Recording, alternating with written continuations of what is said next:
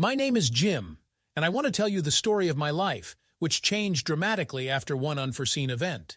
But first, let me introduce the main characters in this story, me and my wife Annie. We met 5 years ago at a business conference. I work as a sales manager for a large software company, and Annie is a marketing consultant for an equally well-known firm. We were immediately attracted to each other's ambition and determination, and 6 months later, we got married. At first, our family life was like a fairy tale. We were madly in love, traveled a lot, and made grandiose plans for the future. But gradually our work began to take up more and more of our time and energy. We both traveled a lot on business trips, sometimes not seeing each other for weeks. The distance from each other and the constant tension led to the fact that we began to seek solace on the side. At first it was just innocent flirting with coworkers or casual acquaintances in bars. But then it turned into real affairs. In 5 years of marriage, we managed to cheat on each other more than 10 times, but kept pretending that everything was fine. We both realized that our relationship was frayed, but we didn't want to admit it.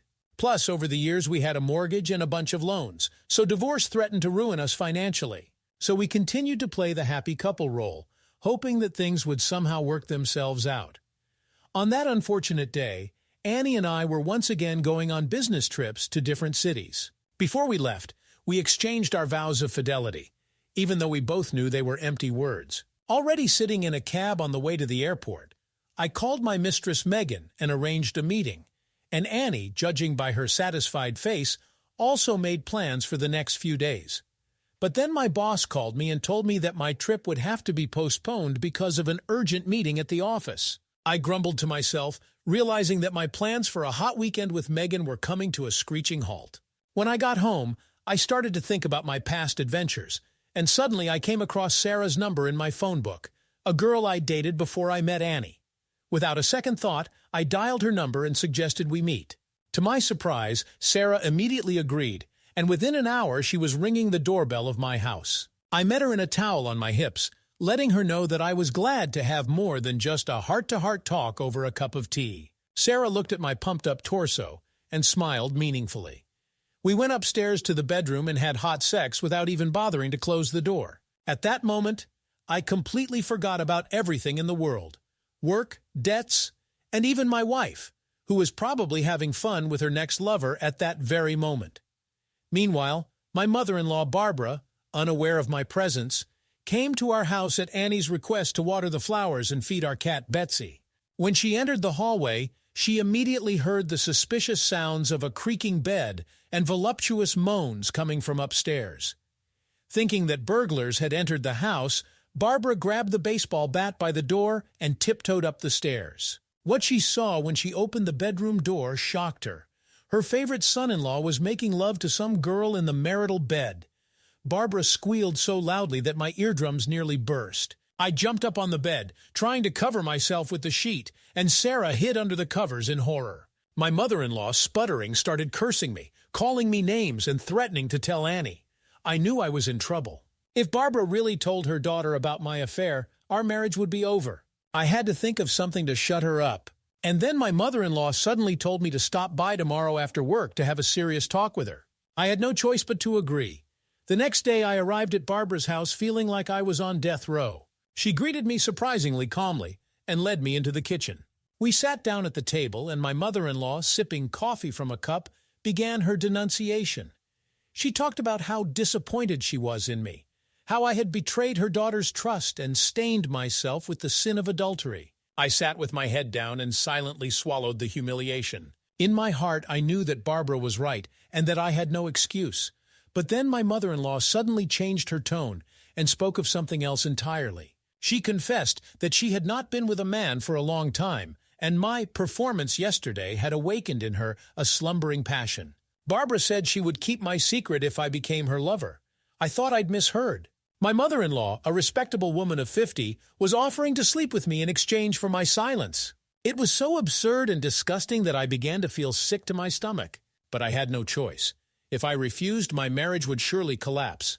With a heavy heart, I agreed to Barbara's terms. She smiled triumphantly and told me to come to her the next day at the same time. All I could do was nod, feeling myself being sucked into some devilish vortex. The next few weeks became a living hell for me. I continued to see Barbara overcome with self-loathing. My mother-in-law seemed 10 years younger and literally glowing with happiness, and I felt dirtier and more devastated every day.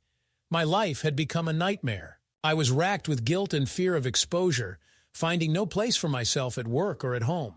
Annie, noticing my strange behavior, began to suspect something and began to interrogate me about where I disappeared in the evenings. I was confused and made up ridiculous excuses, but I realized I couldn't go on like this for much longer. In the meantime, Barbara kept making appointments for me, frankly enjoying her power over me. She said that now I belonged to her and had to fulfill her every whim.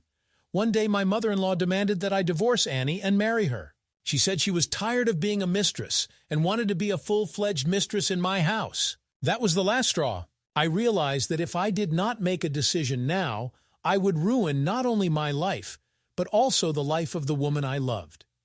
That same night, I confessed everything to Annie. I told her about my cheating, about Barbara's blackmail, and about my despair. My wife listened to me without interrupting and then burst into tears and ran out of the room. I was sure that now she would definitely file for divorce and I would lose her forever.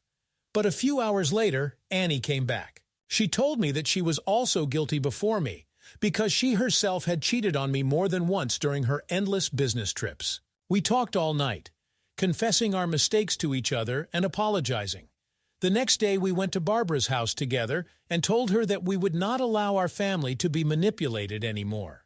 My mother-in-law was furious, yelling that she would tell everyone about my infidelity, but Annie and I were adamant. We made it clear to her that from now on, our life was our business, and no one dared to interfere in it. 6 months have passed since then. My wife and I seriously engaged in our relationship, went to a family psychologist, began to spend more time together, learned to trust and respect each other. Now we both know that even in the most desperate situation, we need to be honest and stick together. Of course, the ghosts of the past still sometimes remind of themselves, and we can be difficult. But the main thing is that we were able to forgive each other and start from scratch. Because true love is not a perfect fairy tale, but a daily labor and willingness to change for the sake of those who are dear to us. As for Barbara, she never carried out her threats. Apparently, she realized that her power over me had come to an end. Now we only see each other on holidays, and not for long. And every time I thank God that all this is in the past. That's the story that happened to me. I made a lot of mistakes, hurt the closest people, but I managed to find the strength to correct everything. And now I know for sure that there is nothing more important than love, loyalty, and the ability to forgive. Because that is the only way to find true happiness.